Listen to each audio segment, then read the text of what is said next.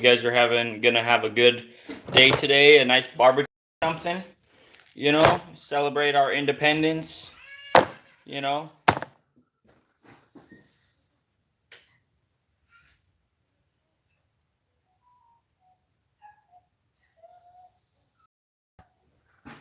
My daughter just fell off the porch.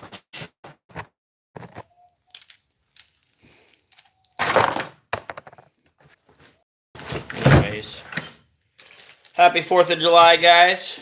Happy 4th of July. I got a little bit of advice I wanted to share with you guys today.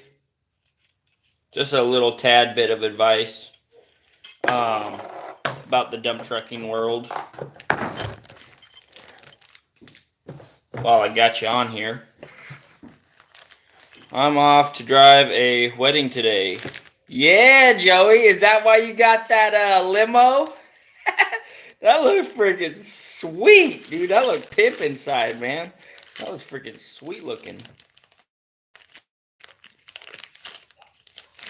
Okay, what is the deal here?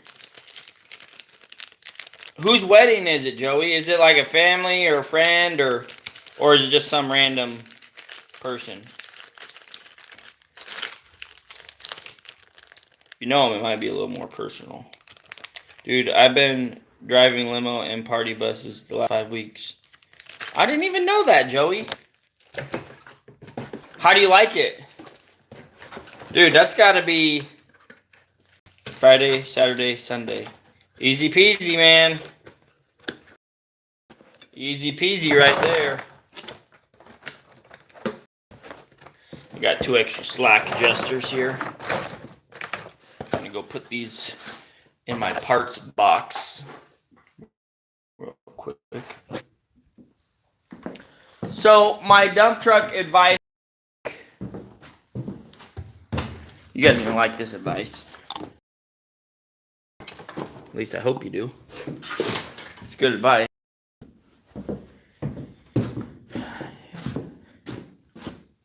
Simplify your problems, right? Think of a way to make your problems not so, crazy. Like, try and find a solution that is not wildly insane, right? Now, you're going to say, well, Brian, duh, that makes 100% sense. Like, why wouldn't anybody do that? You know? Let me show you, let me give you an example of what I mean by simplifying your problems. Okay, so right here, we have a proprietary international hose for coolant. It's a proprietary hose, right? That means only they make it, and you have to buy it from them, right? It's got this, it's just a piece of aluminum with just 2 small coolant hoses. They're band clamped on with this plastic stuff. They kind of just heat it up and squeeze it or something. I don't know how they do it, but anyways, this is a proprietary hose. Instead of just buying this whole, $1,000 hose or whatever it costs from the dealer, cut it off, go to O'Reilly's and buy yourself a 45 degree and a straight one. How easy is that? How easy is that? So, that's just my... Yeah, but you don't need to spend a buttload of money on something so simple. Simplify the problem. Like, break it down into the lowest, the easiest way to fix something, Anyways, guys. So, I traded in the Kawasaki 250. Traded that. Let me give you kind of a background on that. You guys probably want to know. Or if not, then go find a different video to watch, because this is what I want to talk about. So I traded in the Kawasaki. I love the bike. It was definitely underpowered on the freeway, and the seat gave you monkey butt almost immediately, right? So I ended up trading it in and getting a Harley And dude, at first when I bought it, I'm like, man, should I really be spending this kind of money on a bike? And I'm like, well, you can always sell it. You know, I kind of had like a little buyer's remorse type of deal, like where I was really thinking it through, and I'm like, should I do this? And then I was like, just do it. If you don't like it, then you can always resell it, you know? And so I ended up getting the Harley, and you traded your 250 in for a Harley too? Yeah, the 250, I mean, it's a super fun bike, like on the logging trail, and in town, it's fun. But when you get on the freeway and everybody's doing 70 and you're doing 65 and your butt hurts, like after 30 minutes of riding it, like you either buy a concept seat, right, that widens it out, you know, so it's more comfortable, which is like $300-400, but then you still don't have the power, right? Option is, if you're going to be taking it on the road, don't get a 250. Whatever you do, don't get a 250 dirt bike. It's just not, at least not a Kawasaki. In my opinion, for a guy my size, it's just not enough, you know? And so I had fun on that thing for basically a year. I think I had it for at least a year. And, well, no, I traded the KLR 650, then sold that. Now I have a Honda Goldwing Valkyrie. Your butt hurts more after paying for that Harley. Oh, that's funny, Joey. That's funny. So I did pay cash for it. I traded it in and put a few, you know, G's on top, you know, to make it work out. So, anyways, let me show you the bike. You guys probably start it up for you.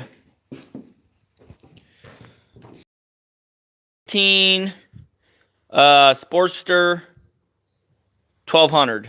I think it's a V, 1200V, I think is what it is exactly called. Forgive me guys, I know nothing about Harley Davidsons. I literally know nothing. And I don't really know a lot about bikes in general, other than I've been riding bikes for a long time. I just never really learned a lot about them. So, this is my 2016 Harley Davidson Sportster. It's a pretty sweet bike. The ignition's way down here. Let's turn this. And then I took this off of the Kawasaki and put it on here, and also my phone mount. Got that on there. This thing is freaking sweet. So, this key is a little finicky though, I will say. There we go. Okay, so turn that on, turn that on. It's in neutral. Check the oil. And run.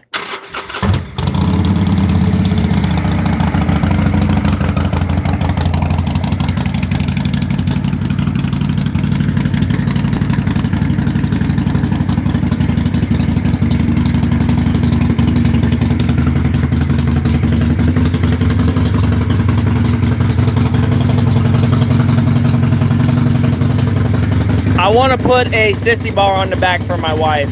It's got the pegs already. Let me rev this bad boy up a little bit.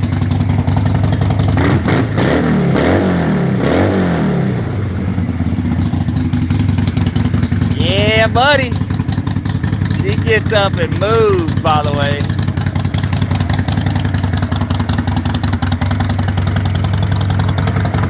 So let me just show you real quick here. So it's got 7,000 miles. So that's trip A. Trip B. So since I bought it, I put 207 miles on it. 1030 gear selector. All right. So since I bought it, I put 208 miles on it. I did that in one day. if I put that many miles on my Kawasaki, I wouldn't be able to walk the next day. Let me just put it that way. I would not be able to walk the next day. So it was, let me tell you how I got it and everything. So I went to the dealership, wasn't yesterday, the day before yesterday, looked at them, found this one, I liked it, and then basically we worked out a deal. I came back the next morning, drove the Kawasaki in, 2016. Drove the Cowie back in, traded them, gave him the cash, gave him the check, and then got everything squared away. And then I rode it straight to my buddy's house in Puyallup. And then we took the back way up to Mount Rainier, came back to LB, ate at the Scale House Burger. If you ever go there, Scale House Burger on Highway 7, get the hot break. It's a Swiss cheese burger with jalapenos on it. Whoo! Is on point. Man, it was a bomb sandwich. So we went there, then we went back, and then I rode all the way back home. So yeah, it was a long day. I got home like 10:30. This bike, dude, this is so fun. Like, okay, so just on all the bikes that I've owned personally, my first bike was a CBR 600, right? It was like a 88 or a 87, or it was like the second year they came out. Super forward riding position. You know, second bike I ever owned was a DRZ 400. Not super forward riding position, but still, you know, dirt bike position. And then the KLX 250. And then this. By far, this is my favorite riding style, riding position.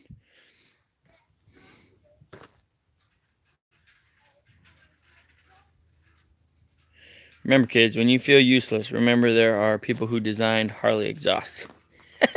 Dude, that exhaust sounds so friggin' pimp. And then this thing really, you know, friggin' like you can tell this thing's got a beast in there. You know, it's a friggin' demon. You know, it's a screamer. So probably gonna get a different seat.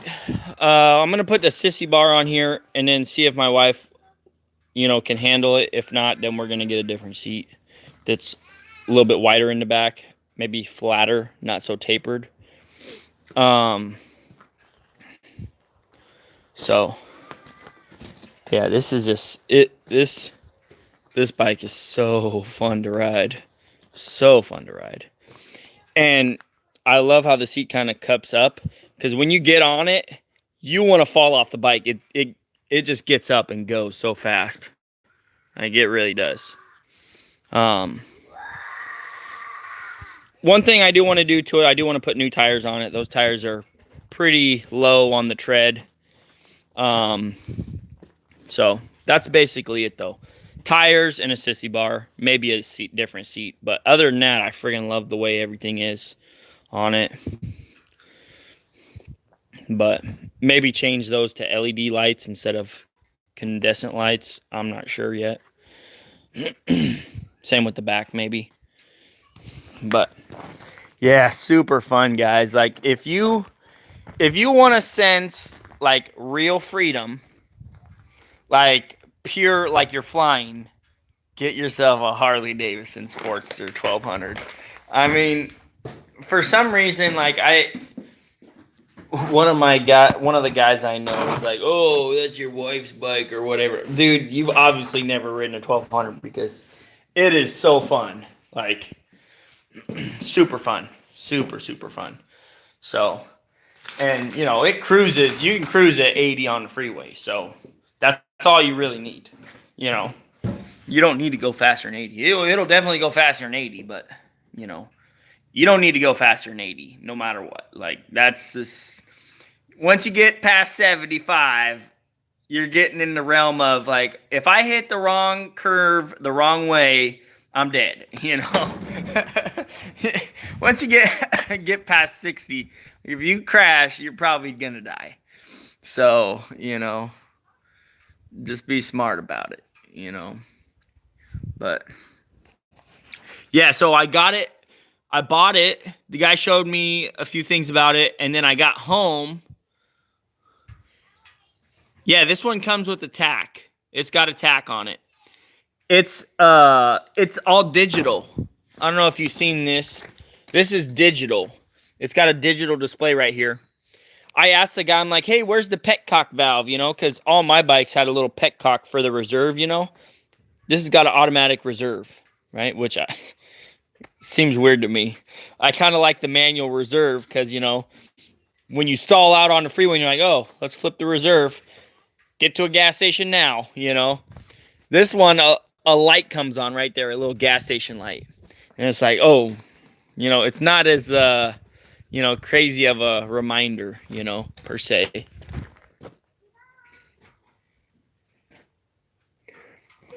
But yeah, super, super fun. And this one's a 2016. It's fuel injected. That's why it just started right up like that. It's not yours till you weld something on it. Amen to that, Joey. Amen to that. I was thinking for the sissy bar, I might make the sissy bar myself. I was thinking of doing that. Like taking the bracket that they sell and then welding a bar on, you know, to the bracket. You know, not obviously not on the bike, pulling it off and welding it over here and then bolting it on. But I was thinking of doing something like that, you know. Friggin' having like a sloped sissy bar come up to like right about here or something, you know. One of those tall, narrow ones. That'd be so cool. And then put like a little cushion on it for my wife. Drop the kids off at the grandparents and me and the wife go for a ride. So, super, super fun bike. If you guys ever get the chance to test ride one, man. They are so fun. Like, and get this position where your feet are out in front of you. You know, when you're sitting like this, you know, with your feet out in front of you, it is just so, like, the wind is blowing on you, you know. It is just such an amazing feeling. So, anyways, guys, just wanted to share that with you, you know. Deep down inside, that was probably the main reason. I just wanted to tell you guys how happy I am I bought that bike. That thing is so much fun. But anyways, now, since I got done working on the dump truck, you can see I'm all greased up, getting those 2 antifreeze hoses off. I'm going to go take a shower, and I got to go do some riding. So it was good checking in with you guys. Hopefully your 4th of July goes good. Nobody gets hurt. Nobody gets their eye burnt out. And I'll catch you guys on the next one.